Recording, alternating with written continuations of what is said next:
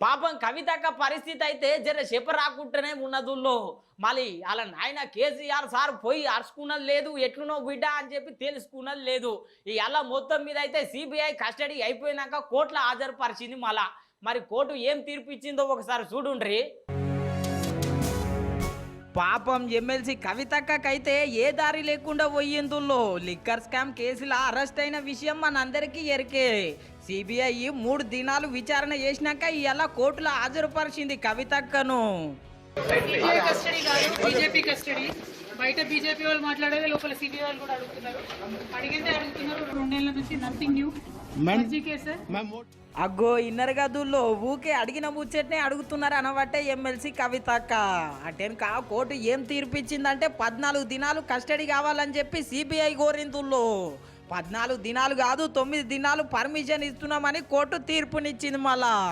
అంటే 23 తారీఖు దాకా తిహార్ జైల్లోనే ఉంటది కవితక్క అడిగితే అడుగుతున్నారు 2 నెలల నుంచి నథింగ్ న్యూ ఇట్లా కవితక్క కష్టాలు పడుతున్న వేళ కేసీఆర్ సార్ అయితే ఇప్పటిదాకా ఒక ముచ్చట కూడా మాట్లాడలేడు కనీసం ఢిల్లీ దాకా పోయి బిడ్డను కూడా చూసి రాకపాయే గులాబీ లీడర్లు కూడా కొంతమంది గప్చూపే ఉంటున్నారు ఇట్లా గప్చూప్ ఉండనికే కారణం ఏంది దీని వెనుక ఏం నడుస్తున్నది అని చెప్పి ఇతర పార్టీ లీడర్లు అయితే మస్తు అరుచుకుంటున్నారు గులాబీ పార్టీ లీడర్లను కూతురింటికి పోలీసులు దాడి చేసి ఢిల్లీ నుంచి ఈడీ అధికారులు వచ్చి అరెస్ట్ చేసి తీసుకెళ్తుంటే బాధ్యత కలిగిన తండ్రిగా చంద్రశేఖరరావు గారు అక్కడికి రాలేదు అంటే దీన్ని ఎట్లా అర్థం చేసుకోవాలి రెండవది తండ్రిగా కాకపోయినా కల్వకుంట్ల కవిత గారు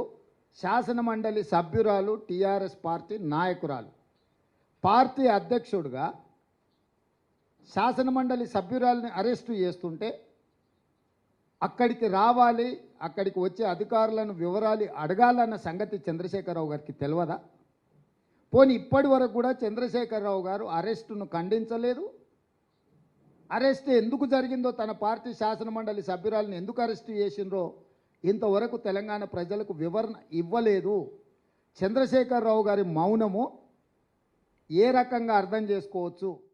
చూడాలి మళ్ళా ఆఖరికి వస్తే కేసీఆర్ సారు బిడ్డ అరెస్ట్ మీద ఎప్పుడు మాట్లాడతాడో ఏమో